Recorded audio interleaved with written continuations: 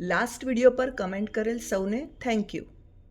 સ્ત્રીઓ ભલે ને સંપૂર્ણપણે ડાયટ મેકિંગ માટે જવાબદાર હોય કે ન હોય, પણ તેઓ ચોક્કસપણે ડાયટ મેકિંગમાં ઇન્વોલ્વ તો હોય જ છે. ને એટલા માટે જ નીલ ગેમેન સ્ત્રીઓને વિશ્વના ફર્સ્ટ સાયન્ટિસ્ટ હોવાનું પ્રમાણ આપે છે. કારણ કે જ્યારે આપણે જંગલમાં વસતા હતા ત્યારે પુરુષોનું કામ કોઈ જાનવરને મારી પોતાના ફેમિલીની ભૂખ સંતોષવાનું હતું.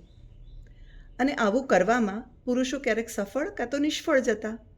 ને જ્યારે એ નિષ્ફળ જતા ત્યારે પોતાના ફેમિલીની ભૂખ સંતોષવાનું કામ સ્ત્રીઓ પર આવતું. ત્યારે સ્ત્રીઓ આસપાસ ફરીને પોતાના સંતાનોને માટે એવા પદાર્થો શોધી લાવતી કે જે ખાવા લાયક હતા. ને એમાંનો જ એક હેલ્ધી પદાર્થ હતો mushroom.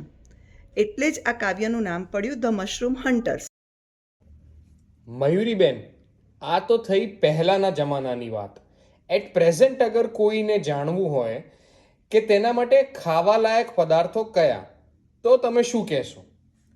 According to naturopathy, mother nature દરેક સિઝનમાં આપણને સૌને સિઝનલ વેજીસ અને ફ્રૂટ્સ આપે છે, જેને ખાવા પીવાથી આપણું બોડી જે તે સિઝનની એક્સ્ટ્રીમ કન્ડિશનને ફેસ કરવા માટે તૈયાર થઈ શકે છે. રિસન્ટલી જ આપણે સૌએ હોલી સેલિબ્રેટ કરી ફાગણને આવકાર્યો. આ સિઝનમાં ખાવા પીવા લાયક સિઝનલ વેજીસ અને ફ્રૂટ્સની વાત આપણે નેક્સ્ટ વિડીયોમાં કરીશું.